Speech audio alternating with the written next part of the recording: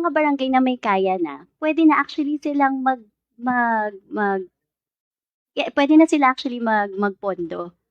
Kasi marami pong barangay na kayang-kaya pong magbigay ng benepisyo sa mga barangay officials nila. But during the Senate hearing, we raised it also with BBM as long as if they set a parameter and a guideline, a clear guideline na pwede na. When we asked DILG, bakit ba hindi nasa local government code naman na entitled ang mga barangay officials to benefits? Pero bakit hindi ginagawa? Because there's no guideline for them to use. Natatakot yung barangay official na mag-charge kasi baka bawal. Tama, tama si Pres Jessica. Oo, yung DBM should be the one to prepare the guidelines. Like for example, the highly urbanized cities, Quezon City, Muntinlupa, Makati, halos yung NCR, National Capital Region, kayang-kaya na nila yan. Valenzuela, kaya na nila. DBM, parang what if frame you from releasing any guidelines for the barangay officials' benefits? Again, Madam Chair, good afternoon. Actually, Madam Chair, depende po sa yung mga LGUs naman po, they can issue their own guidelines depending po sa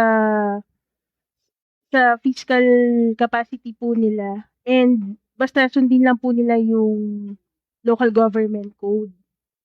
But kung I will coordinate po yung sa aming office sa yung LGRC Yes. regarding this.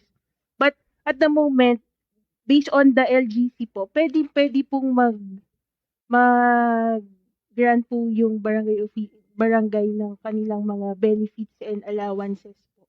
Basta in accordance po sa local government code. Pero hindi eh. I think Hindi, ang importante may guidelines kayo. Kasi ibang barangay, natatakot sila. Baka mamaya hindi to pwede. Ito yung interpretation namin, pero yung pala.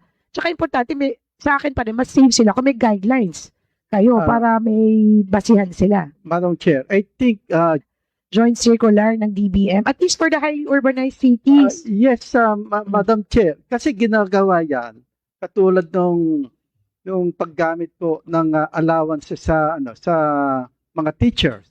Joint circular ng DBM, DILG, LGU, may circular sila nag-issue para at least maka-release coming from doon sa SEF dahil limited lang yung kung paanong gagastusin yung sa SEF. Nagkaroon circular from DBM and DILG.